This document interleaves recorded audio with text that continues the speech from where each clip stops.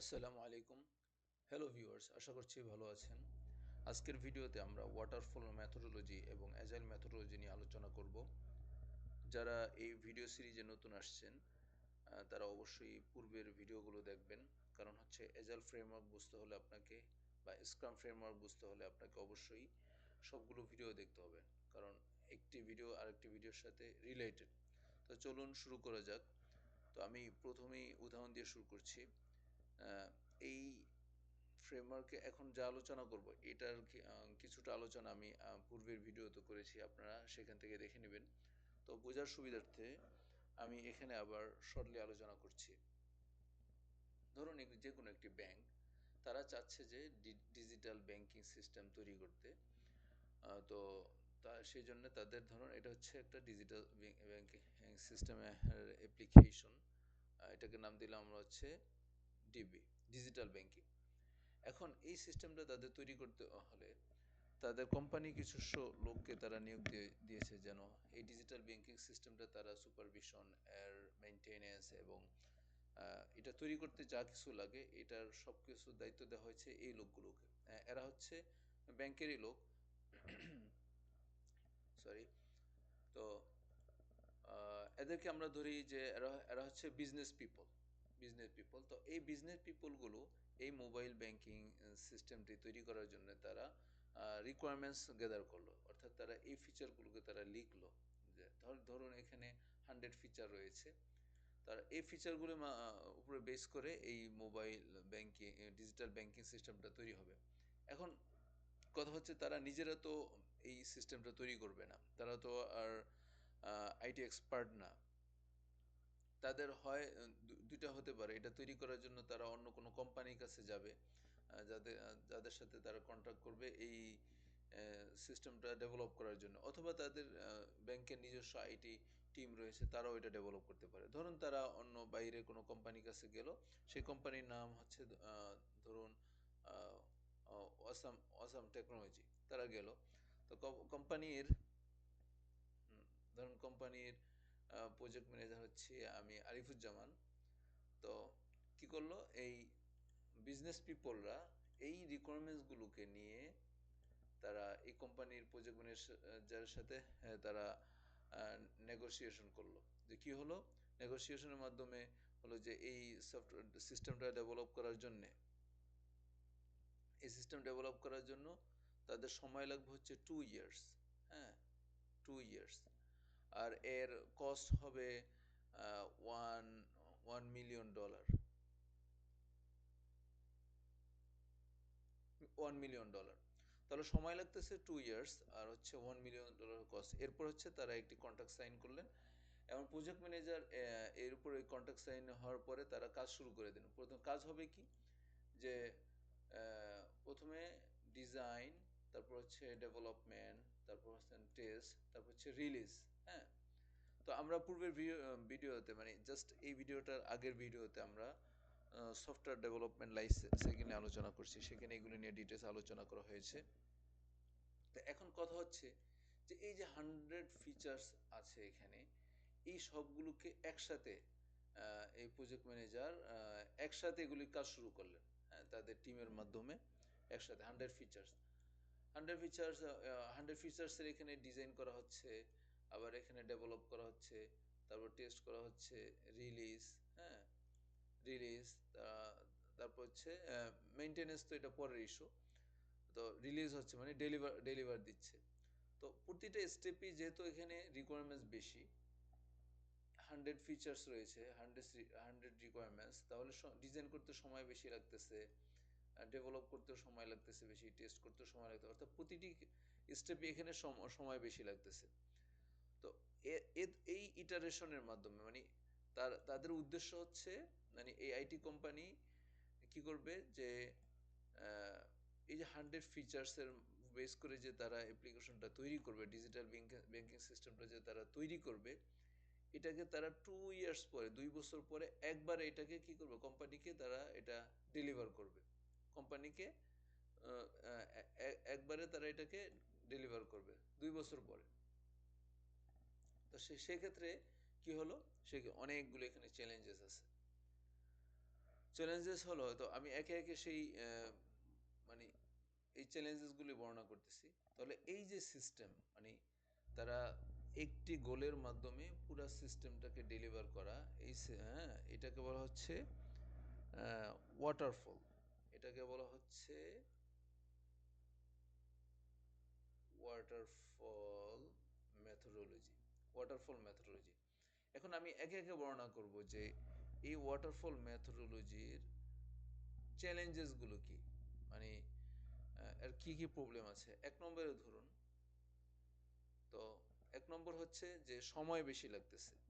এখন ধরুন আরেকটা টার্ম হচ্ছে এখানে, যে এই সফটওয়্যারের কাজ শুরু করা থেকে নিয়ে একদম ডেলিভার ডেলিভার পর্যন্ত, মানে রিলিজ পর্যন্ত যে সময়টা লাগতেছে, এইটাকে বলা হচ্ছে time to market. Time to market. তো এই যে টাইম টু মার্কেট, এই সময়টা তাদের কি লাগতেছে, এটা খুব 2 ইয়ার্স লাগতেছে। 2 ইয়ার্স। এখন ধরুন এই 2 বছর পরে যখন এই সফটওয়্যারটাকে ডেলিভারি দেওয়া হলো ব্যাংকে, তখন একটা হচ্ছে এই কোম্পানির, মানে ওয়াসাম টেকনোলজি, এই কোম্পানির ক্লায়েন্ট হচ্ছে এই ব্যাংক। দ্বিতীয় আরেকটা হলো, এই ব্যাংকের নিজস্ব ক্লায়েন্ট, অনেক কাস্টমার রয়েছে, অর্থাৎ যারা ব্যাংক থেকে ব্যাংকে অ্যাকাউন্ট করবে, টাকা টাকা জমা দিবে, টাকা উইথড্র করবে, লোন নিবে, ইন্স্যুরেন্স অ্যাকাউন্ট, বিজনেস অ্যাকাউন্ট করবে, ইন্স্যুরেন্স ইন্স্যুরেন্স নিবে ব্যাংক থেকে। অনেক ফিচার আছে এখানে। তাহলে এই কাজ ব্যাংকে যখন 2 বছর পরে তাদের ডিজিটাল ব্যাংকিং সিস্টেমটাকে ডেলিভার দেওয়া হবে, তখন ব্যাংকের যে কাস্টমার, তারাও তো 2 বছর পরেই এর বেনিফিট পাবে, মানে তারা এটাকে ইউজ করতে পারবে। এখন কি হলো, 2 বছর পর যখন ডেলিভার দেওয়া হলো, তখন কাস্টমাররা, ব্যাংকের কাস্টমাররা এটা ইউজ করা শুরু করছে। করার পরে দেখা গেছে যে অনেক ফিচারই ঠিক মতো কাজ করতেছে না। অর্থাৎ যে ফিচারগুলি বলা হয়েছে, আইটি কোম্পানি অসাম টেকনোলজি তৈরি করে দিয়েছে, এই ডিজিটাল ব্যাংকিং সিস্টেমে অনেক প্রবলেম রয়েছে। অর্থাৎ তখন এই ব্যাংকের কাস্টমাররা তারা ফিডব্যাক দেওয়া শুরু করছে। ফিডব্যাক। তাহলে দ্বিতীয় আর একটা প্রবলেম হচ্ছে যে ফিডব্যাক দিতেও তাদেরকে সময় লাগছে অনেক বেশি, মানে 2 ইয়ার্স পরে বা যখন তারা ব্যবহার করা শুরু করছে, তখন এটা ফিডব্যাক, হ্যাঁ, ফিডব্যাক দেওয়া শুরু করলে অনেক প্রবলেম। তো এখন ফিডব্যাক যখন দিছে, তখন ব্যাংক এই কাজ নিয়ে মাত্র 30% স্যাটিসফাই, মানে এই সফটওয়্যারটা ডেভেলপ করার পরে, ডেলিভার দেওয়ার পরে 30% তারা স্যাটিসফাইড হয়েছে, বাট বাকি 70%ই তারা স্যাটিসফাইড না। এখন ব্যাংক চিন্তা করলো যে তাহলে এই সফটওয়্যারটাকে আবার কাস্টমাইজ করা লাগবে, যেহেতু অনেক প্রবলেম রয়েছে। তাহলে এটাকে আবার কোম্পানিকে বললো যে তোমরা এই সমস্যাগুলি, তোমাদের এটা আমরা স্যাটিসফাই না, এগুলিকে ঠিক করে দিতে হবে। এখন কি হলো, 3 নম্বরে, যে কাস্টমারদের থেকে যে ফিডব্যাক আসছে সেগুলোকে আবার গ্যাদার করে সেগুলি আবার এই আইটি কোম্পানিকে দেওয়া হয়েছে। এখন তারা চাচ্ছে এটাকে আবার ইয়ে করবে, মানে এই প্রবলেমগুলিকে সলভ করবে। বাট সেক্ষেত্রে তো ওয়াটারফল সম্ভব না, কারণ হচ্ছে এটা তো ওয়ান ওয়ে, মানে ডিজাইন ডেভেলপমেন্ট টেস্টে একবারে এটাকে কাজ করা হয়েছে। এখন যদি নতুন করে কোনো ফিচার আসে, অথবা ধরেন ব্যাংকই চাচ্ছে যে আগে যে তারা রিকোয়ারমেন্টস দিচ্ছে, এই রিকোয়ারমেন্টসের সাথে তারা আরও একটি রিকোয়ারমেন্ট চাচ্ছে। ধরুন আমি একটি রিয়েল লাইফ উদাহরণ দিই। ধরুন এখানে আল আরাফা ইসলামী ব্যাংক আছে, হ্যাঁ, এই ব্যাংকে তারা একটা স্কলারশিপ স্কিম আছে, তাদের স্কলারশিপ দেয় তারা বাংলাদেশের স্টুডেন্টদেরকে। বাট এখন নতুন গভর্নমেন্ট এসে ব্যাংকগুলিকে সে অর্ডার করছে যে যারা বিদেশগামী স্টুডেন্ট, তাদেরকে 10 লক্ষ টাকা করে লোন দেওয়ার জন্য। এখন এই ফিচারটা চাচ্ছে ব্যাংক অ্যাড করার জন্য তাদের সিস্টেমে, তাদের অ্যাপ্লিকেশন অ্যাড করবে। অর্থাৎ স্টুডেন্টরা যেন এই বিদেশগামী স্টুডেন্টরা যেন 10 লক্ষ টাকা লোনের জন্য তারা অ্যাপ্লাই করতে পারে। হুম অ্যাপ্লাই অ্যাপ্লাই করতে পারে তাদের ডকুমেন্টস সহকারে ব্যাংকের কাছে। এটা চাচ্ছে এই ব্যাংক অ্যাড করবে। এখন কথা হলো, ব্যাংকের এই ডিজিটাল সিস্টেমের মাধ্যমে তারা অ্যাপ্লাই করবে। কিন্তু এই ডিজিটাল ব্যাংকিংয়ে যেহেতু এটাকে ডেলিভার হয়ে গেছে ওয়ান ওয়েতে, এখন আবার যদি নতুন একটা ফিচার অ্যাড করতে যায়, এই সিস্টেমে এটা পসিবল না। তাদেরকে কি করতে হবে, সিস্টেমগুলিকে আবার রিডু করতে হবে। হ্যাঁ, ও উল্টা যে রিডু করতে হবে। তো দেখা গেল কি হলো, যে ব্যাংক যে এতদিন যে এত সফটওয়্যার কোম্পানি এত সময় ব্যয় করলো, সেই সময়টা আবার নতুন করে শুরু হলো। হতে পারে যে আবার পুরো সিস্টেমটাকে আবার নতুন করে ডেভেলপ করা লাগবে। অর্থাৎ চেঞ্জটা এখানে, যে নতুন ফিচার আসছে, নিউ ফিচার, হ্যাঁ, এই নিউ ফিচারকে তারা কপ আপ করতে পারতেছে না, নিউ ফিচারকে কপ আপ করতে পারতেছে না। সেক্ষেত্রে এই ওয়াটারফলে এটার একটা ড্রব্যাক। এখন আসুন, ব্যাংক তো কাস্টমার এঙ্গেজমেন্ট, আর একটা ইস্যু হচ্ছে 4 নম্বরে, আর একটা বিষয় হলো কাস্টমার এঙ্গেজমেন্ট। কাস্টমার এঙ্গেজমেন্ট,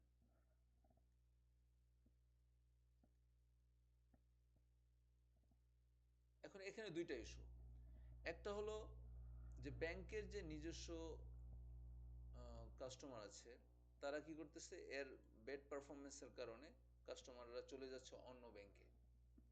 তাহলে এখানে ব্যাংক তাদের কাস্টমার এঙ্গেজ করতে পারতেছে না।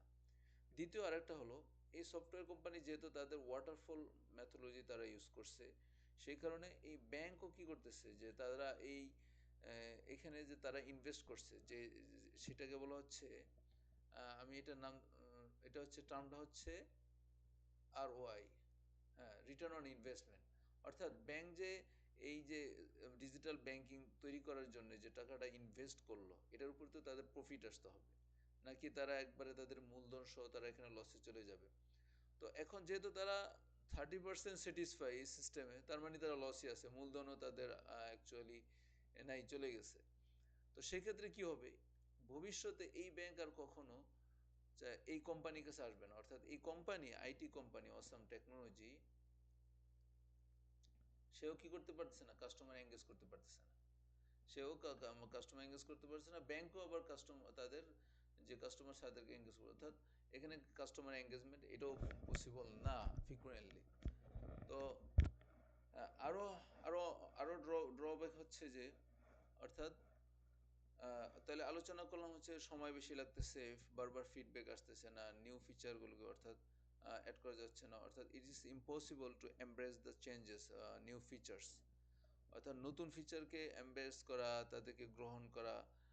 কারণ আরেকটা জিনিস এখানে বোঝার বিষয় আছে, সেটা হলো যে ধরুন এই 2020 সালে এই ব্যাংক অর্ডার করেছিল যে ডিজিটাল ব্যাংকিং তৈরি করার জন্য। তা 2 বছর পরে, অর্থাৎ 2022-এর শেষে অথবা 2023-এর শুরুতে এটা এটাকে ডেলিভার করা হলো।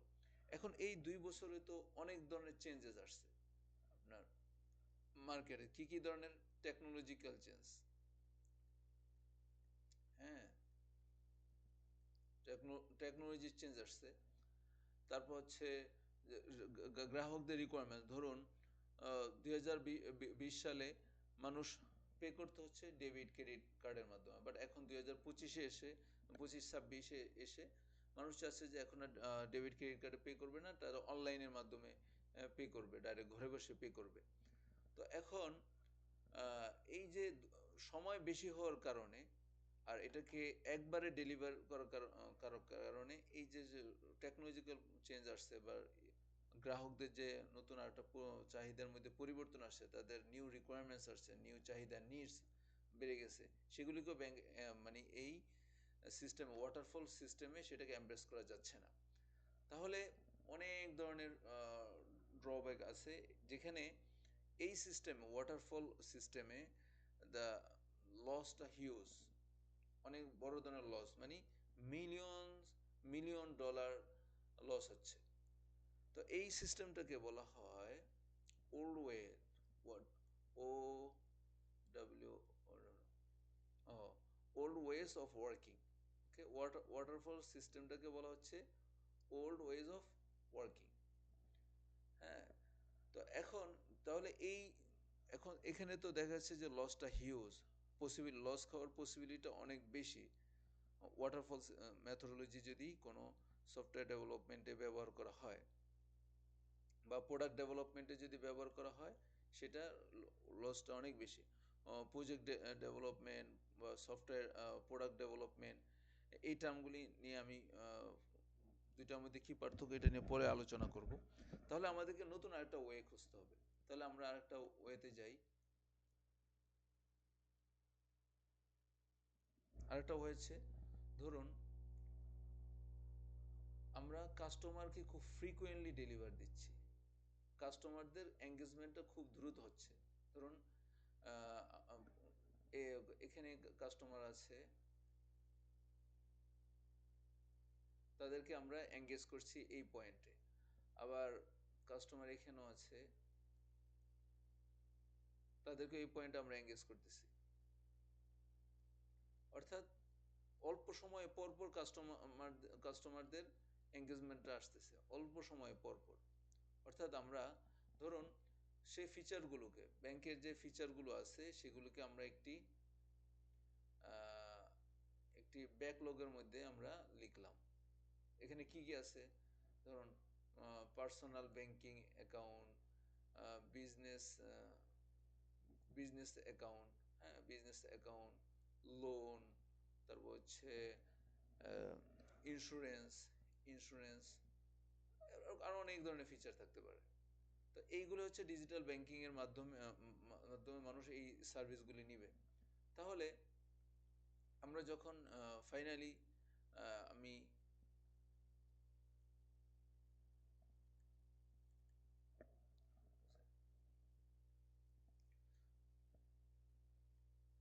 এই যে এখন যে অ্যাপ্লিকেশনটা, সেটাকে আমরা কি করতেছি, ধরুন এই যে অল্প সময় পর পুরো সমস্ত ফিচারগুলিকে একসাথে ডেলিভার না করে আমরা প্রথমে কি করলাম, ব্যাংকের চাহিদা অনুযায়ী প্রথম হচ্ছে account creation, personal account, business account, savings, current account, এই ফিচারগুলোকে আমরা আগে ডেলিভার করব। কারণ এটাই হচ্ছে প্রথম ধাপ কোনো ব্যাংকের সাথে অ্যাড হওয়ার জন্য। তো কি করলাম, সেটাকে প্রথমে ডেলিভার করা হলো ধরেন 2 থেকে 3 মাসের মধ্যে। ব্যাংক কি করলো, প্রথমে অ্যাকাউন্ট ক্রিয়েশন নিয়ে তাদের এই অ্যাপ্লিকেশনটাকে লঞ্চ করে দিল এবং কাস্টমার এটা থেকে সার্ভিস নিল। তো কাস্টমাররা ব্যবহার করার পরে এটাকে 3 মাস পরে যখন এটা ব্যবহার করলো, তারা ফিডব্যাক দেওয়া শুরু করলো ব্যাংকে, ফিডব্যাক। তাহলে এখানে আমরা ডেলিভার করছি ফ্রি, মানে পুরা এই ফিচারগুলোকে প্রথম একটা ফিচার অ্যাকাউন্ট ক্রিয়েশন, বিভিন্ন ধরনের অ্যাকাউন্ট ক্রিয়েশন, সেগুলি এই সার্ভিসটা আমরা ফ্রিকোয়েন্টলি দিচ্ছি, আবার ফিডব্যাকও পাচ্ছি দ্রুত। যদি আমাদের এই ফিচারে কোনো প্রবলেম থাকে, কাস্টমাররা যখন আমাদের ফিডব্যাক দিবে, এই ফিডব্যাকটাকে আমরা খুব দ্রুত এমব্রেস করতে পারবো। মানে এটাকে গ্রহণ করে আবার সেই সিস্টেমটাকে আমরা অল্প সময়ের মধ্যে ফিক্স করতে পারবো। অর্থাৎ একটা হলো পুরা সিস্টেমের মধ্যে ভুল, আর একটা হলো কোনো একটা পার্টের মধ্যে ভুল বা কোনো ধরনের এরর বাগ আছে সেগুলোকে।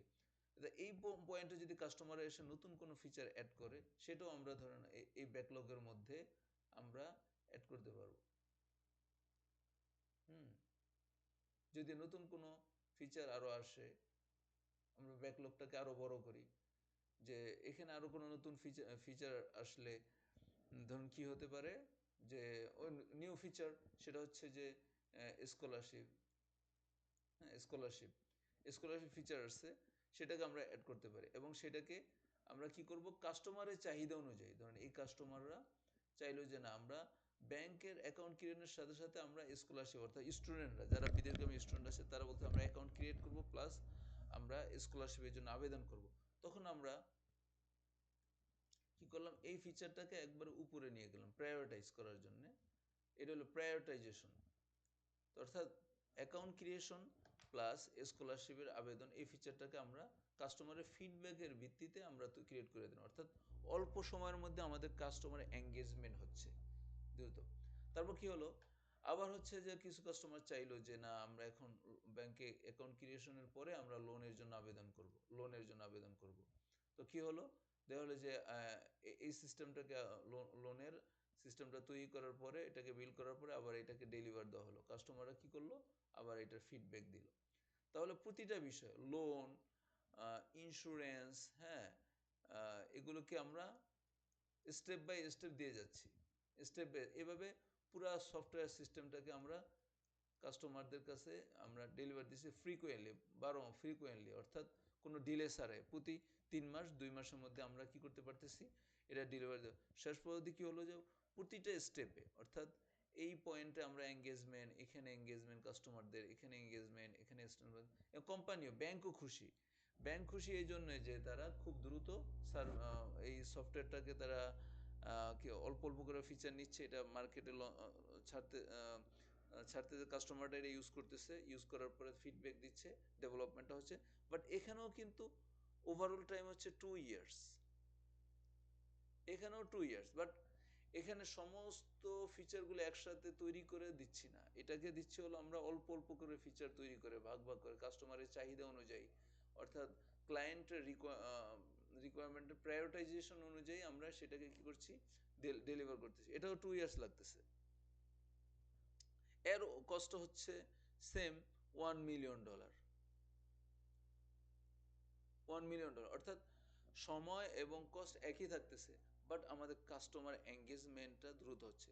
আর এই ক্ষেত্রে কোম্পানি, মানে আইটি কোম্পানির সুবিধা কি হচ্ছে, যে তারা যেহেতু মানে ফ্রিকোয়েন্টলি বারংবার তারা অল্প সময়ের মধ্যেই তারা ডেলিভার দিচ্ছে ফিচারগুলোকে অল্প অল্প করে, ব্যাংকও আবার তাদের কাস্টমারদেরকে সেই সার্ভিসটা প্রোভাইড করতে পারতেছে। ব্যাংক আবার এই কোম্পানির প্রতি খুশি, হ্যাঁ, অসাম টেকনোলজি কোম্পানির প্রতি খুশি আছে, তারা কি করতেছে যে না আমাদের স্যাটিসফাই পূর্ণ হচ্ছে বুঝে। এইভাবে করে দেখা গেল যে ব্যাংকের যে তাদের যে স্যাটিসফ্যাকশন, আগে যেটা ওয়াটারফলে ছিল 30%, হ্যাঁ, 30%, সেইটা এখন প্রায় 90% স্যাটিসফ্যাকশনে চলে গিয়েছে তাদের। এখন কথা হলো যে এই সিস্টেমে মানে যে এখন দেখাইলাম যে এই সিস্টেমে কি কোনো ধরনের রিস্ক আছে, সেটা হলো খুবই কম।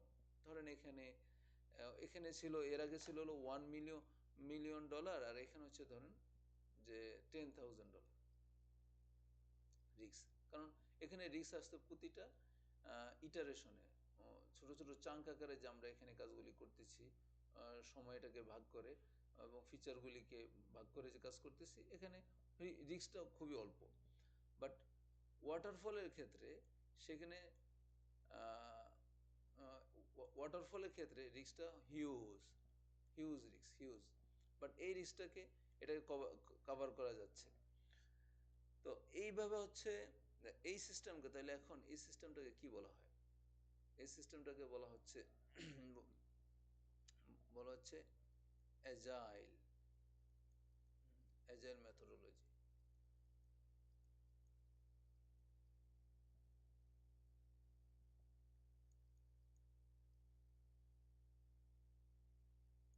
অ্যাজাইল মেথোডোলজি, হ্যাঁ। তাহলে কোনটা, এবার আপনারাই বলুন যে কোনটা বেশি কাজের ক্ষেত্রে উপযোগী, ওয়াটারফল নাকি অ্যাজাইল? অবশ্যই অ্যাজাইল, কারণ আমরা এখানে বারবার আমি এই প্রায়োরিটাইজেশন সিস্টেমটাকে একদম রিয়েল লাইফ আপনাদেরকে দেখাই। ধরুন এটা হচ্ছে জিরা।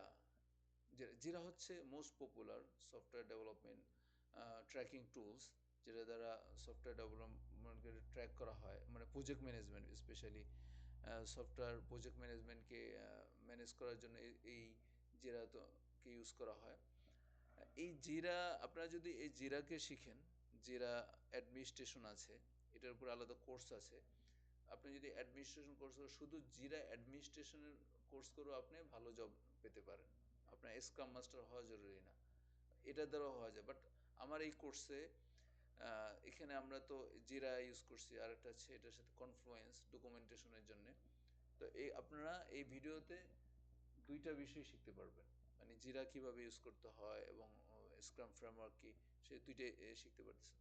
তাহলে ধরুন এখানে একটা ফিচার বললো যে এখানে একটা ফিচার বলা হলো যে scholarship, scholarship, scholarship application for uh, the students or the students who is going abroad for higher education তো এখানে আরেকটা ফিচার এটা হচ্ছে যে ওই ওই ধরনের স্টুডেন্টদের জন্য যারা বাইরে যাচ্ছেন যেটা গভর্নমেন্ট হুকুম করছে তো সেটাকে আমি কি কোনো এটা হলো এটা ব্যাকলগ দেখুন এটা হচ্ছে যেটা আমার প্রোডাক্ট ব্যাকলগ সেটা এখানে অ্যাড হয়েছে সেটা ওকে ওয়ান সেকেন্ড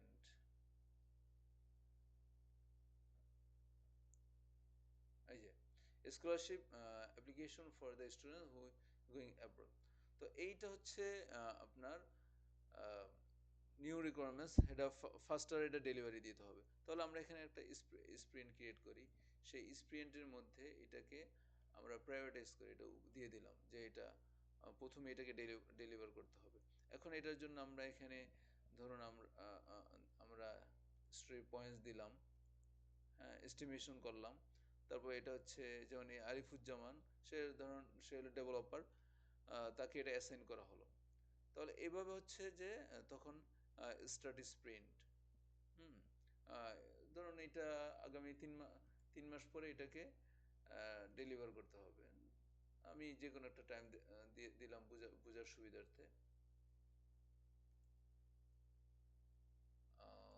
ওকে